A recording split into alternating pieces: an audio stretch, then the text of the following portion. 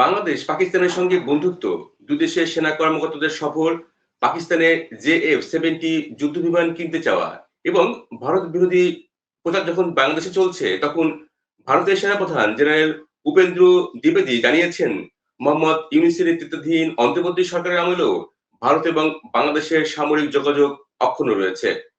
বাংলাদেশের ৩ বাহিনীর পক্ষ থেকেও কোন রকম ভারত বিরোধীরা নেই বলেও তিনি জানিয়েছেন। এই মন্তব্যের পেছনে কি কূটনৈতিক স্বার্থ নাকি গভীর রাজনৈতিক হিসাব নিকাশ রয়েছে? সেসব বিষয় নিয়ে কথা বলবো। সে সঙ্গে আওয়ামী লীগ এবং বিএনপির রাজনীতি নিয়ে ভারতের অবস্থান, সেটি প্রশ্নের উত্তর খুঁজবো। আর আমাদের সাথে ভারতের নয়াদিল্লি থেকে যুক্ত আছেন দেশটির সিনিয়র সাংবাদিক এবং প্রেস ক্লাব অফ ইন্ডিয়ার সাবেক সভাপতি গৌতম লাহিড়ী। দাদা নমস্কার জানাচ্ছি এবং কৃতজ্ঞতা প্রকাশ করছি, আপনি এই শীতের মধ্যে আপনি সময় দিয়েছেন, যদিও ঢাকায় শীত কিছুটা কম। আজকে ধন্যবাদ। আজকে ভারতের বিভিন্ন রাজ্যে এই এক ধরনের নতুন ধান কাটার উৎসব শুরু হচ্ছে, বিভিন্ন নামে সেটা পরিচিত। পৌষ উৎসব বলা হয়, পৌষ পার্বণ, কোথাও বিহু, আসামে বিহু, পোঙ্গল দক্ষিণ ভারতে, সারা ভারতেই, পাঞ্জাবে লোহরি বলে। মানে আজ থেকে আনুষ্ঠানিকভাবে শীতের বিদায় ধরে নেওয়া হয়। সূর্যের গতিপথ আজ থেকেই বদলাতে শুরু করে। এখন সেটা একটা মানে প্রাকৃতিক দিক থেকে একটা পরিবর্তন। আশা করব এই পরিবর্তন বাংলাদেশেও আসুক, ভারতেও আসুক এবং বন্ধুত্বের ক্ষেত্রেও পরিবর্তনটা আরো গভীর হোক। সেটাই, সেই বিষয় নিয়ে আজকে আমরা আলোচনা করব। আমরা শুরুতে যেটা বলছিলাম দাদা, বাংলাদেশ এবং পাকিস্তানের মধ্যে যে সম্পর্ক অনেক ভালো হয়েছে, নানা রকম সেই সব বিষয় তো আপনি জানেন। কিন্তু এই যে যখন প্রেক্ষাপট, আমরা জানি যে বাংলাদেশে ভারত বিরোধী নানান রকম কথাবার্তা হচ্ছে। এমন এমন গণমাধ্যমে খবর আসছে যে আসলে বাংলাদেশ ভারতের সম্পর্ক তলানিতে ঠেকে যাচ্ছে। কিন্তু ভারতীয় সেনাপ্রধানের বক্তব্যের মধ্য দিয়ে একটা নতুন তথ্য সামনে আসলো যে আসলে আ আমরা যতটুকু জানি আসলে পদ্মার আড়ালে অনেক কিছুই ঘটছে। আ এই যে ভারতের সেনাপ্রধানের যে বক্তব্যটি যে বাংলাদেশের সাথে ভারতের সেনাবাহিনীর যোগাযোগ অক্ষুণ্ণ আছে এবং ভারত মনে করে যে বাংলাদেশের সেনাবাহিনী ভারত বিরোধী কোনো নেই। এইটা আসলে কিভাবে মূল্যায়ন করছেন? আসলে এই ধরনের কূটনৈতিক বার্তা কি দেয় আসলে দুই দেশের সম্পর্কের ক্ষেত্রে? ধন্যবাদ। সর্বপ্রথমেই বলি যে বাংলাদেশের কিছু সংবাদপত্রে উপেন্দ্র দ্বিবেদী সেনাপ্রধানের বক্তব্য প্রকাশিত হয়েছে। আমি দেখেছি প্রথম সারির সংবাদপত্রে কোথাও কোথাও প্রকাশিত হয়নি একেবারে। কেন হয়নি জানি না। তারা কি তথ্যটা কেন পাঠকের কাছ থেকে চেপে যেতে চাইছেন বুঝতে পারছি না। কারণ যেটা প্রকাশ্যে প্রেস কনফারেন্স করে বলা হয়েছে। যেটা বলা হয়েছে সেটা যদি বিশ্লেষণ করা যায় প্রতিটি অন্তর্নিহিত অর্থ, সেটা হচ্ছে এই মুহূর্তে ভারতের সেনাবাহিনী ইউনূস সরকার প্রতিষ্ঠিত হওয়ার পর তাদের সঙ্গে সম্পর্ক নিশ্চিতভাবে তলানিতে। কিন্তু সেখানকার প্রশাসন, বিশেষ করে সেনাবাহিনী, তাদের সঙ্গে কিন্তু ভারতের সেনাবাহিনী, প্রতিরক্ষা বাহিনীর নিয়মিত যোগাযোগ আছে, সেটা তিনি বলেছেন। শুধু ভারতের সেনাবাহিনী, স্থলবাহিনী নয়, ভারতের ৩টি বাহিনী, বিমান বাহিনী এবং নৌবাহিনী, তাদেরও কাউন্টার পার্ট যারা বাংলাদেশে, তাদের সঙ্গে তাদের যোগাযোগ আছে। ফলে তুমি যেটা বলছো যে বাংলাদেশে যে আমি পরে আসছি বিমানের প্রসঙ্গটা, তার যে বক্তব্যটাকে যদি বিশ্লেষণ করে দেখা যায়, প্রথমে তিনি বলেছেন এই কারণে যে এটা তার মোটামুটি একটা বার্তা দিয়েছেন যেটা ভারতের কাছে খুব উদ্বেগজনক কিছু ঘটছে না বাংলাদেশে, মানে সামরিক দিক থেকে। অন্য দিক থেকে নয়, আমি বলছি সামরিক দিক থেকে। কিন্তু আরেকটা জিনিসও বলেছেন যে ইউনূস সরকারের স্থায়িত্ব ৩ বা ৪ মাস হতে পারে এবং ফলে এই এখন যে পদক্ষেপগুলো নেওয়া হচ্ছে সেটা ৩-৪ মাসের জন্য নাকি ৪-৫ বছরের জন্য, সেটা আমরা লক্ষ্য রাখছি। অর্থাৎ ৩-৪ মাসটা যদি ৪-৫ বছরে যায়, তখন ভারতের সেনাবাহিনীর প্রতিক্রিয়া সম্পূর্ণ ভিন্ন হতে পারে। সেটার একটা ইঙ্গিত, প্রচ্ছন্ন ইঙ্গিত আছে। মানে কথাটাকে বাংলাদেশের প্রতি সৌহার্দ্যমূলক সম্পর্ক রাখা সত্ত্বেও এই কথাগুলো বাস্তব পরিস্থিতিটাকে কিন্তু তিনি, ভারতীয় সেনাপ্রধান, তিনি কিন্তু বুঝিয়েছেন ইঙ্গিতে। তৃতীয়ত একটা গুরুত্বপূর্ণ পয়েন্ট ছিল যে সেখানে প্রশ্ন হয়েছিল যে সেখানকার যে ওই সংখ্যালঘুদের উপর অত্যাচার, সেটা সম্পর্কে একটা তথ্য উনি দিয়েছেন যে ভারত সরকারের পক্ষ থেকে এক প্রতিনিধি দল বাংলাদেশে গিয়েছে এবং তারা পর্যালোচনা করছেন সেই সংখ্যালঘু নির্যাতনের মানে ব্যাপ্তিটা বা পরিধিটা কত গভীর বা কত বাস্তব চিত্রটা কি তারা, কারণ ইউনূস সরকার তো ক্রমাগত অস্বীকার করে যাচ্ছেন যে কিছু ঘটছে না। তো সেটা কতটা সত্য অসত্য সেটার একটা যাচাই করছেন। সেই জন্য সেটা ফিরে আসার পর একটা রিপোর্ট দিলে বাস্তব পরিস্থিতিটা বোঝা যাবে। বিমান কেনার প্রসঙ্গটাও উঠেছিল। সেটা হচ্ছে মানে একটা লক্ষ্য, যেখানে দুটো পার্ট আছে। ভারতীয় বিমান বাহিনীর অধ্যক্ষের সঙ্গে যখন বাংলাদেশ বিমান বাহিনীর অধ্যক্ষের যোগাযোগ আছে, কথা হচ্ছে। স্বভাবতই যখন তিনি সম্প্রতি পাকিস্তানে গিয়ে জে-17 F-17 না, ওটা জে-17 বিমান কেনার কথা পাকিস্তানের পক্ষ থেকে ঘোষণা করা হয়েছে। জে-17 টা হলো চাইনিজ বিমান, চীনাদের বিমান। যেটা পাকিস্তান ভারতের সঙ্গে সর্বশেষ যুদ্ধে ব্যবহার করেছিল। তার দক্ষতা সম্পর্কে অনেকেই অনেক কিছু বলে থাকেন। এখন সেই বিমানটা, চীনের বিমানটা কেনার ব্যাপারে কিন্তু এটা আমি আগেও বলেছি কোথাও কোথাও যে এটা পাকিস্তানের থেকে ঘোষণা হয়েছে, কিন্তু বাংলাদেশ সরকার এখনো ঘোষণা করেনি। দ্বিতীয়ত ইউনূস সরকারের সেই ম্যান্ডেট নেই, এই বিমান কেনার অধিকার তার নেই। সেটা বিমান বাহিনী তাদের নিজস্ব প্রয়োজনীয়তার জন্য নানা বিষয় তারা দেখতে পারে যে কোথায় সব থেকে ভালো জিনিসটা পাওয়া যেতে পারে। সেটা সম্পর্কেও ভারতের সেনাপ্রধান বলছেন উদ্বিগ্ন হওয়ার মতো কিছু নয়। কিন্তু আরেকটি বিষয় আমি যেটা জানি সেটা হচ্ছে যে বাংলাদেশের জাতীয় নিরাপত্তা উপদেষ্টা খলিল রহমান যে ওয়াশিংটনে তিনি যে গেছেন বা আছেন এখনো, হয়তো ফিরে এসছেন কিনা আমি জানি না, তার সঙ্গে যে আমেরিকার যে বৈঠক হয়, আমেরিকা থেকে স্পষ্ট আপত্তি জানিয়েছে যে ওই চীনাদের বিমান কেনা যাবে না। ফলে চীনাদের বিমান কেনার ক্ষেত্রে কিন্তু আমেরিকা কিন্তু অলরেডি ভেটো দিয়েছে। ফলে এবং আমেরিকার রাষ্ট্রদূত, তিনি নতুন রাষ্ট্রদূত পৌঁছেছেন ঢাকায়। তিনি গতকাল বাংলাদেশের পররাষ্ট্র সচিবের সঙ্গে বৈঠকও করেছেন। নিশ্চয়ই সামগ্রিক বিষয়ে একটা পর্যালোচনা হয়েই থাকতে পারে। ফলে আমার কাছে মনে হচ্ছে এই ভারতীয় সেনাপ্রধানের যদি উদ্বিগ্ন হওয়ার মতো বিষয় হতো, তাহলে তিনি অন্য প্রতিক্রিয়া দিতেন। কিন্তু তিনি যে উদ্বিগ্ন নন, এটা বলার অর্থ যে পাকিস্তানের থেকে ওই বিমান কেনার বিষয়টা ভেস্তে গেছে, ওটা আর নাই। আমরা তো সেনাপ্রধানের এই বক্তব্যের প্রতিক্রিয়া এবং বিশ্লেষণ শুনলাম আপনার কাছ থেকে। আমরা দেখলাম যে বাংলাদেশে নিযুক্ত ভারতীয় হাইকমিশনার প্রণয় ভার্মা সাথে সাক্ষাৎ করেছেন বিএনপির চেয়ারম্যান তারেক রহমান। কখন দেখা করলেন? একদিন আগেই পাকিস্তানে নিযুক্ত বাংলাদেশের যে হাইকমিশন তিনি দেখা করার পরপরই ভারত দেখা করল। আ এই প্রণয় ভার্মার দেখা করার মধ্যে বিশেষ কোনো তাৎপর্য আছে কিনা? ভারত কোনো বার্তা দিল কিনা তারেক রহমানের কাছে? সে বিষয়ে যদি আপনার কোনো বিশ্লেষণ অথবা তথ্য আমাদের ধারণা দিতে পারেন। হ্যাঁ, এই মুহূর্তে বাংলাদেশে আওয়ামী লীগ নেই। বাংলা লীগের কর্মকাণ্ড নিষিদ্ধ হয়ে আছে।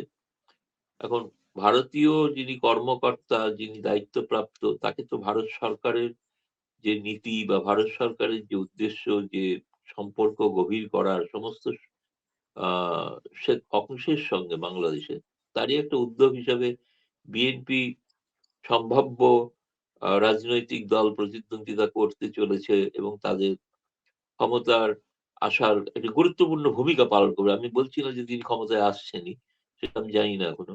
কিন্তু ক্ষমতায় আসার মতো একটা জায়গায় তারা খুব গুরুত্বপূর্ণ নির্ণায়ক ভূমিকা আগামী সংসদে পালন করবেন। ফলে সেই দলের সঙ্গে এখন থেকেই একটা সম্পর্ক রাখার উদ্যোগ। এবং আগামী সপ্তাহে মানে ২৬শে জানুয়ারি ভারতের প্রজাতন্ত্র দিবস। আমি আশা করছি যে শুনেছি তিনি হয়তো তারেক রহমানকে ভারতীয় প্রজাতন্ত্র দিবস উপলক্ষে বাংলাদেশের হাই কমিশনে যে অনুষ্ঠান হয়ে থাকে সেই অনুষ্ঠানে আমন্ত্রণ জানিয়েছেন বিএনপিকে আনুষ্ঠানিকভাবে। এবং সেখানে তারা যোগ দেন কিনা সেটা তখন ২৬ তারিখে বোঝা যাবে। আমার মনে হয় যোগ দিতে পারেন আরকি। যোগ দিতে পারেন। ফলে আরেকটু সম্পর্কে আরেকটু উষ্ণতা আসতে পারে। বিএনপি আওয়ামী লীগ ছাড়া প্রধান রাজনৈতিক দল। ভারতের সঙ্গে জামায়াতের সঙ্গে জামায়াত এটাই দাবি করে থাকুক, জামায়াতের সঙ্গে সম্পর্কটা এভাবে কিছু আমি খোঁজ নিয়ে দেখেছি। খুবই সাধারণ স্তরের কিছু লোক জামায়াতের আমিরের সঙ্গে দেখা করেছিলেন। কিন্তু সেরকম কোনো কর্মকর্তা কেউ দেখা করে কোনো রাজনৈতিক কথাবার্তা চালাচ্ছেন জামায়াতের সঙ্গে, এটা জামায়াত একটু বেশি বলে ফেলেছে। আমার মনে হয় অতটা কিছু নয়। বিএনপির সঙ্গে অবশ্যই সম্পর্ক গভীর করার চেষ্টা চলছে। হতে পারে হয়তো আগামী দিনে বিএনপির একটি প্রতিনিধি দল ভারতেও আসতে পারে। এবং নির্বাচনের আগে এবং আগেও বাংলাদেশের নির্বাচন হলে আওয়ামী লীগ কিন্তু আসতো আগে। আর এখন আওয়ামী লীগের নেতাকর্মীরা তো মূলত যারা মূল নেতাকর্মী তারা তো ভারতেই গেছেন। ফলে তাদের সঙ্গে নির্বাচনের আগে ধীরে ধীরে যোগাযোগ বাড়তে পারে, কথা হতে পারে। কিন্তু এবার কেন বিএনপির সঙ্গে যোগাযোগ করবেন না? যেটা অনেক সময় অভিযোগ করা হতো, আপনারা খালি আওয়ামী লীগের সঙ্গে কথা বলে, বিএনপির সঙ্গে কথা বলে। সেটার একটা উদ্যোগ নেওয়া হয়েছে এবং বাকি বাংলাদেশের মানুষ স্থির করবেন তারা কি করবেন। ফলে বিএনপির দলকে আমি আশা করছি তারা ভারতীয় জনতা পার্টির কারণ ভারতীয় জনতা পার্টির সঙ্গে বিএনপির পার্টি টু পার্টি একটা সম্পর্ক আছে, যেটা রাজনৈতিক সম্পর্ক বলা হয়। এবং জয়শঙ্কর যে গিয়েছিলেন তিনি যখন আলোচনা প্রসঙ্গে তিনি উল্লেখও করে দিয়েছিলেন যে বিজেপির সঙ্গে কিন্তু বিএনপির সম্পর্ক অনেক পুরনো এবং সেটা কিন্তু অনেকদিন আগে থেকেই। মানে কংগ্রেসের দলের সঙ্গে যেরকম আওয়ামী লীগের সম্পর্ক অনেক পুরনো, সেরকম বিএনপির সঙ্গেও কিন্তু বিজেপির সম্পর্ক পুরনো, সেটা জয়শঙ্কর কিন্তু স্মরণ করিয়ে দিয়েছিলেন। ফলে স্বাভাবিকভাবেই সেই কারণে বিজেপির একটি প্রতিনিধি দল ভারতে আসতেই পারেন এবং এলে ভারতে শুধু বিজেপি নয়, তারা আরএসএস এর দপ্তরেও যেতে পারেন। এরকমও কথা শোনা যাচ্ছে আরকি। সরকারি পর্যায়ে বৈঠক হবে কিনা জানি না। কিন্তু এই ধরনের রাজনৈতিক স্তরে বৈঠক একটা হলেও হতে পারে। এখানে মতামত বিনিময়, কি পরিস্থিতি, প্রকৃত পরিস্থিতি কি বাংলাদেশের সে বিষয়ে একটা মনোভাব নেওয়া। সেখানে অবশ্যই ভারতীয় জনতা পার্টির পক্ষ থেকে একটা বড় আশা থাকবে, আকাঙ্ক্ষা থাকবে যে বিএনপি যাতে সংখ্যালঘুদের স্বার্থ রক্ষার ক্ষেত্রে আরো বেশি অ্যাক্টিভ রোল পালন করে। যেমন একটি চীনা কমিউনিস্ট পার্টির একটা দল সম্প্রতি ভারত সফর করছে। তারা কিন্তু ভারতীয় জনতা পার্টির সঙ্গে তাদেরও পার্টির রিলেশন। তারা বিজেপি সদর দপ্তরে গিয়েছেন, বৈঠক করেছেন, এমনকি তারা আরএসএস এর দপ্তরেও গিয়েছেন। অথচ এমন একটা সময় গেছে যখন ভারতের প্রায় কাশ্মীর কাশ্মীর অঞ্চলে সেখানে একটি জায়গা আছে সাংওয়ান, সেখানে সেটা পাকিস্তান অধিকৃত কাশ্মীরের মধ্যে পড়ে। সেখানে একটা কতগুলো নির্মাণ কার্য শুরু হয়েছে। এই নিয়ে ভারতের প্রতিক্রিয়া হয়েছে। গতকালই দেখলাম যে চীনের পররাষ্ট্র মন্ত্রণালয়ের মুখপাত্র তিনি বলেছেন যে ওটা ভারতের নয়, ওটা চীনেরই অংশ।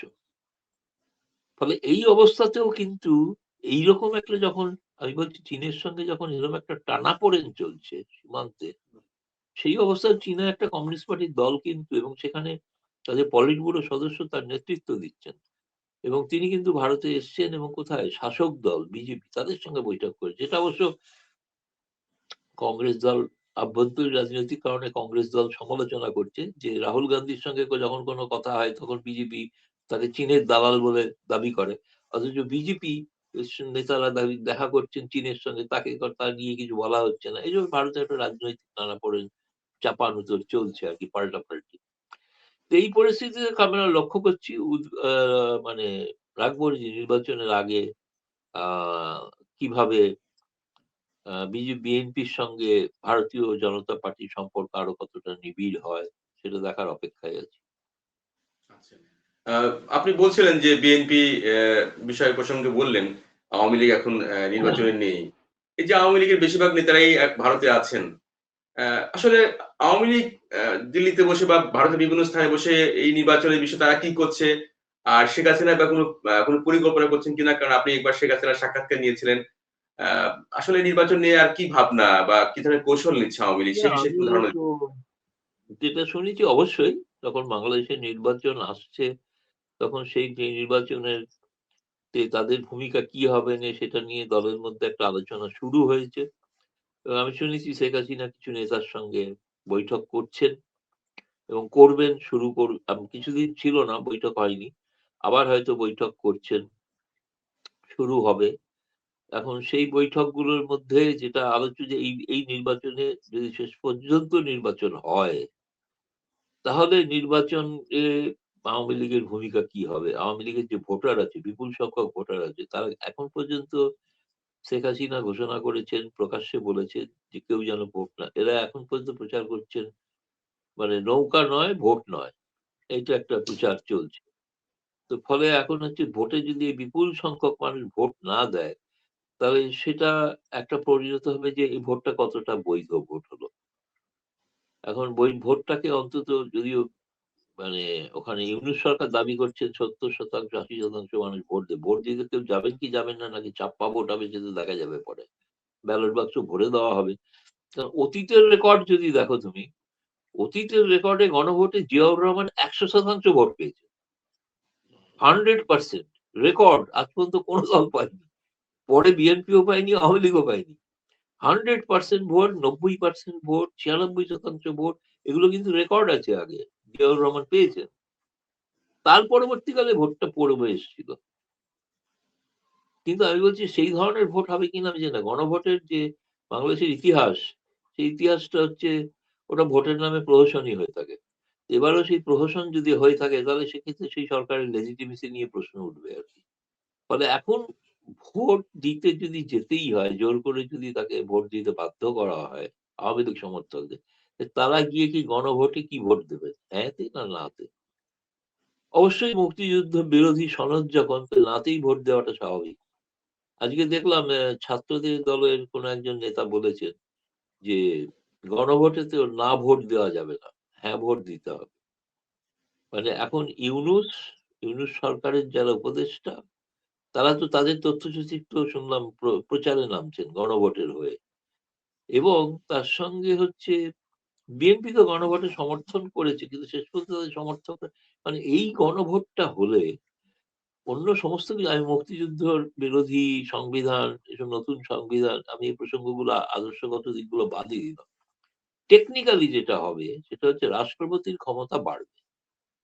ইউনূস বলেছেন রাজনীতিতে আসবেন। তাহলে তিনি কি রাষ্ট্রপতি ভবিষ্যতে? তিনি রাষ্ট্রপতি হলে বিএনপি সরকারকে যে কোনো দিন বরখাস্ত করতে পারে। সেই ক্ষমতা এই জুলাই সনদে আছে। এটা জেনেও বিএনপি কেন এই সনদে মানে রাজি হয়েছে আমি জানি না। কারণ যে রাষ্ট্রপতিরা যদি তাদের নিজেদের না হন, তাদের কিছু পছন্দের লোক আছে যারা রাষ্ট্রপতি হতে পারে। সেরকম নাম শোনা যায় কানাঘুষো। আমি আসলে নিয়ে জল্পনা বলছি না। প্রাক্তন সাবেক প্রধান বিচারপতি কিংবা এমনকি ফখরুল মির্জার নামও চলে ভবিষ্যৎ রাষ্ট্রপতি হিসাবে। এখন সেখানে রাষ্ট্রপতি ইউনূস হবেন কিনা সেটা একটা ব্যাপার। সেটা কোনো ডিল আছে কিনা। যদি ইউনূস রাষ্ট্রপতি হন, ঘুরে ফিরে কিন্তু একটা অন্য নামের কিন্তু বাকশাল প্রতিষ্ঠিত হবে। সেটা বিএনপি কেন মেনে নিচ্ছে বা মেনে নিয়েছে, ফলে এইসব কারণে নির্বাচন নিয়ে বহু প্রশ্ন আছে।